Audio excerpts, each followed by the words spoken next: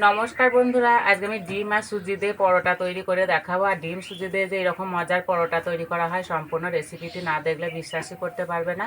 খেতে দারুণ লাগে। আর এই পরোটাটা সকালকার জলখাবারে বা বাচ্চাদের টিফিনের জন্য বানিয়ে নিতে পারো। খুব সহজে ঝটপট তৈরি হয়ে যায়। তো চলো আমি রেসিপিটা শুরু করে দিই। আমি একটা কড়াই নিয়েছি, কড়াইটা উনানে বসিয়ে দেবো। আর উনান জ্বালার আগেই কাজটা করে নিতে হবে। কড়াই দেবো এক বাটি সুজি। এখানে নিয়েছি কোচানো পেঁয়াজ আর কোচানো কাঁচা লঙ্কা। পেঁয়াজটা খুব ছোট ছোট করে কেটে নিয়েছি, এই সুজির মধ্যে দিয়ে দেব। আর দেবো একটা ডিম, আর ডিমটা ভেঙে নিয়েছি। আর দেবো স্বাদ মতো নুন। এখানে নিয়েছি ধনে গুঁড়ো, জিরে গুঁড়ো, লঙ্কার গুঁড়ো। আর দেবো গোটা জোয়ান, অল্প একটু হলুদ গুঁড়ো। আর দেবো চিনি। ভালো করে মিশিয়ে নেব।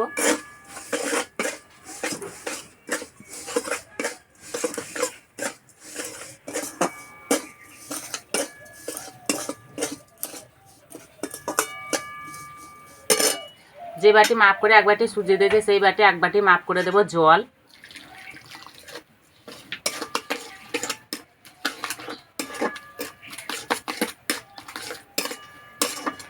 এবারে উনানটা জ্বেলে নেব।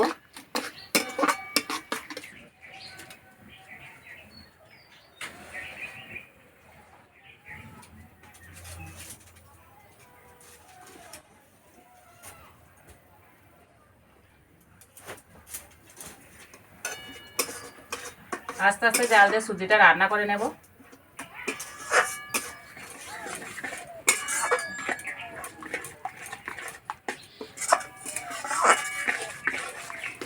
আগে থেকে সুজিটা অনেকটাই শক্ত হয়ে রান্না হয়ে গেছে। এবার দেবো এক বাটি গমের আটা, এক চামচ সাদা তেল,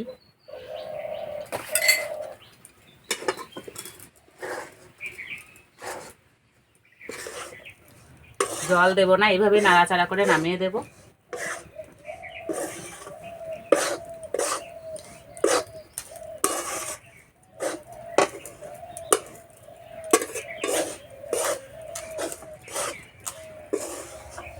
রান্নাটা হয়ে গেছে, বা নামিয়ে দেব। হালকা একটু ঠান্ডা করে নেব।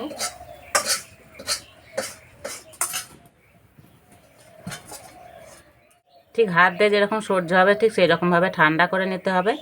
এবার ভালো করে মেখে নেব।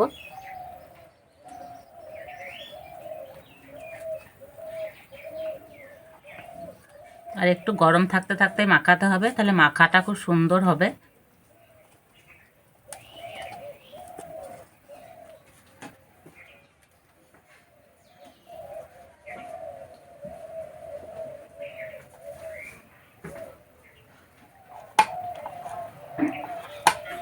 একটু সময় ধরে এভাবে ভালো করে মেখে নিতে হবে।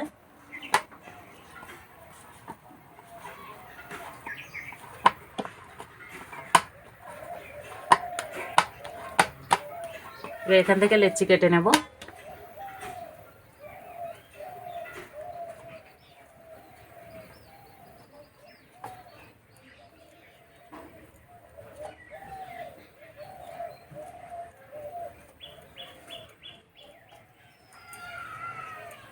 এইভাবে একটু সমান করে নিলে পরোটাগুলো বেলে নিতে সুবিধা হবে। চারটা বেলায় ভালো করে তেল মাখিয়ে নিয়েছি। এবার পরোটাগুলো বেলে নেব। অল্প একটু তেল দেব।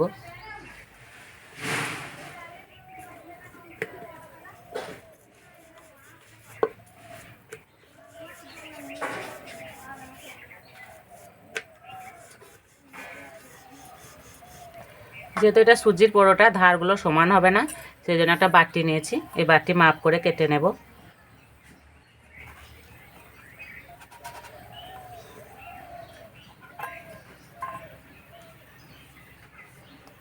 এই যে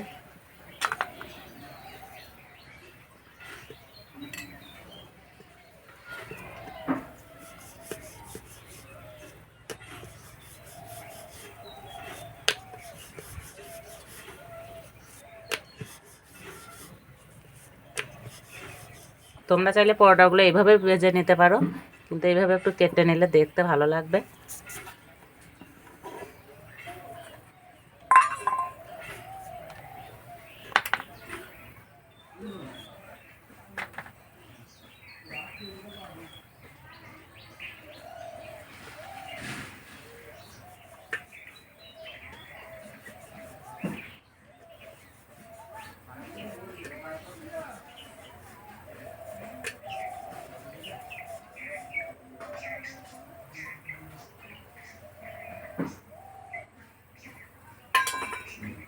সব পরোটাগুলো এইভাবে বেলে নেব।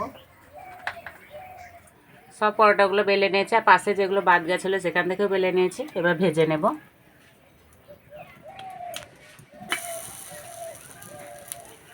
এই পিঠোপিঠ ভালো করে সেঁকে নেব।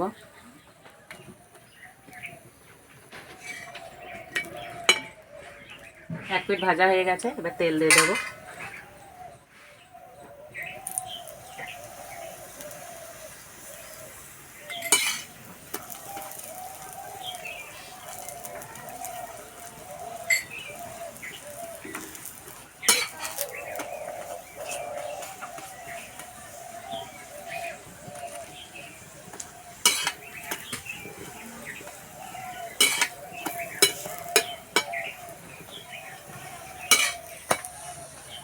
এই পরোটাগুলো ভাজতে বেশি তেলও লাগে না।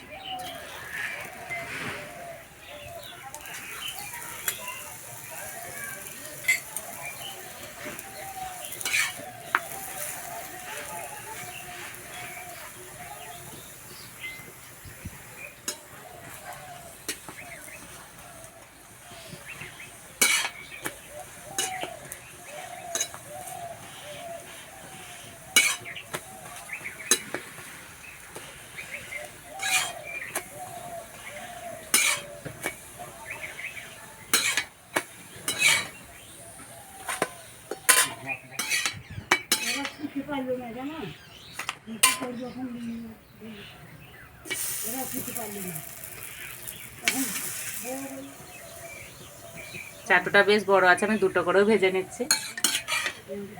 পরোটাগুলো দেখতে কত সুন্দর লাগছে। সবগুলো ভেজে নিয়েছি।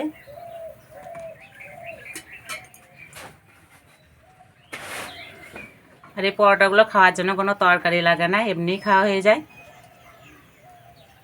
আর একদম নরম হয়েছে।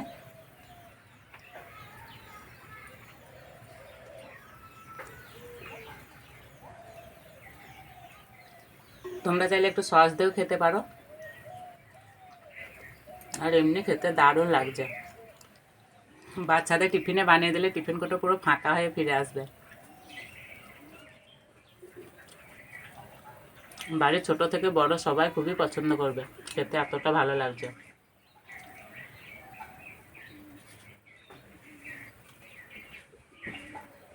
আর ডিম আর সুজি দিয়ে যে এরকম একটা মজার পরোটা তৈরি করা হয়, না বানালে বুঝতেই পারবে না। তো আজকে পরোটা রেসিপিটি ভালো লাগলে বন্ধুদের সঙ্গে শেয়ার করবে, চ্যানেলটি সাবস্ক্রাইব করবে। তাই এই পর্যন্ত আবার অন্য কোনো রেসিপিতে দেখা হবে। তখন সুস্থ থাকবে, ভালো থাকবে, সাবধানে থাকবে।